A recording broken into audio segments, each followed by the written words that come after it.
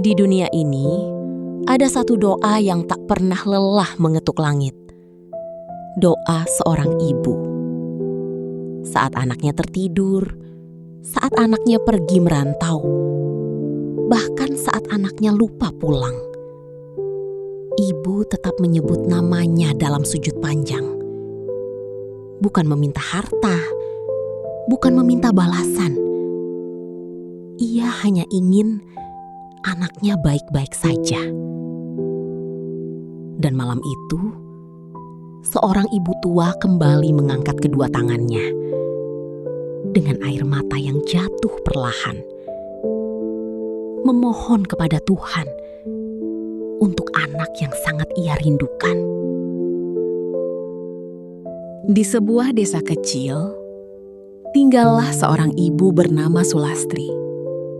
Usianya sudah hampir 70 tahun. Rambutnya memutih, tubuhnya mulai membungkuk. Ia hidup sendiri di rumah kayu sederhana peninggalan suaminya. Anak semata wayangnya, Arga, sudah lama merantau ke kota. Dulu, Arga berjanji akan sering pulang. Namun, waktu mengubah segalanya. Kesibukan, pekerjaan, dan kehidupan kota perlahan membuat Arga jarang memberi kabar. Tetapi Sulastri tidak pernah marah. Setiap sore, ia tetap duduk di depan rumah, memandang jalan, berharap suatu hari anaknya datang sambil tersenyum dan berkata, "Ibu, aku pulang." Setiap malam, Sulastri selalu bangun sebelum subuh. Dengan langkah pelan, ia mengambil air wudhu. Lalu, sholat malam sendirian. Di sujud terakhirnya, ia selalu menyebut nama anaknya. "Ya Tuhan, jagalah anakku. Lindungi langkahnya. Lembutkan hatinya. Dan jika ia lupa jalan pulang, tolong peluk ia dalam kasih-Mu."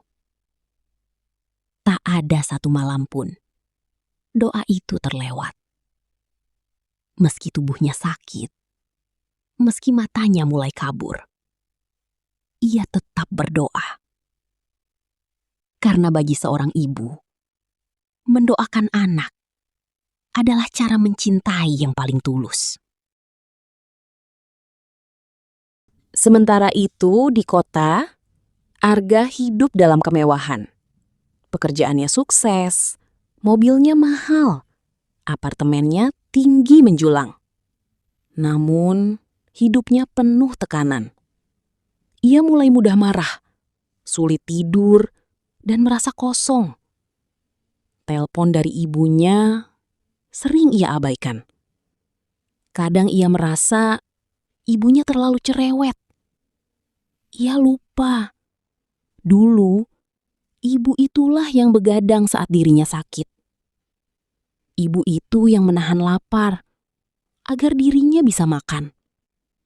Dan ibu itu pula yang diam-diam menangis saat melepasnya pergi merantau. Kini, yang tersisa hanya suara rindu dari seorang ibu yang jarang dijawab. Suatu hari, tubuh Sulastri mulai sering lemas. Tetangga menyarankan untuk pergi ke dokter. Namun, ia hanya tersenyum kecil. Tak apa, mungkin cuma capek. Padahal, ia sering menahan sakit sendirian. Ia tak ingin anaknya khawatir. Saat Arga menelepon singkat, Sulastri selalu berkata, "Ibu sehat, Nak." Padahal, setelah telepon ditutup, ia batuk cukup lama. Lalu kembali menatap foto anaknya. Dan malam itu, dalam doa panjangnya, ia berkata lirih, "Ya Tuhan, kalau umurku tak panjang, izinkan aku melihat anakku pulang sekali lagi. Hari demi hari, hidup Arga mulai berantakan. Bisnisnya mengalami masalah, teman-temannya perlahan menjauh. Orang yang ia percaya mulai mengkhianatinya. Ia mulai merasa sendirian. Untuk pertama kalinya, ia merindukan rumah. Malam itu, saat hujan turun deras, Arga duduk sendiri di apartemennya. Dan entah kenapa, ia teringat suara ibunya. Teringat masakan sederhana di rumah. Teringat pelukan hangat masa kecilnya. Air matanya jatuh perlahan. Sudah terlalu lama. Ia lupa pulang. Keesokan paginya, Arga menerima telepon dari tetangganya di desa. Suara itu terdengar panik. "Arga, cepat pulang nak, ibumu sakit." Jantung Arga terasa berhenti. Tangannya gemetar. Untuk pertama kalinya, ia merasa sangat takut kehilangan. Sepanjang perjalanan pulang, Arga terus menangis. Ia teringat semua kesalahannya. Terlalu sibuk mengejar dunia, hingga lupa ada seorang ibu yang setiap hari menunggunya. Saat sampai di rumah, Arga melihat ibunya terbaring lemah. Tubuh tua itu tampak sangat kurus. Namun, ketika melihat anaknya datang, Sulastri tersenyum. Senyum yang selama ini ia simpan dalam rindu panjang. Arga langsung memeluk ibunya sambil menangis. "Maafkan Arga, Bu. Maaf karena terlalu lama pergi." Sulastri mengusap kepala anaknya perlahan. "Ibu tidak marah, nak. Ibu hanya selalu mendoakanmu." Tangis Arga pecah. Di dada ibunya, ia kembali merasa menjadi anak kecil. Dan untuk pertama kalinya setelah bertahun-tahun, ia merasa pulang.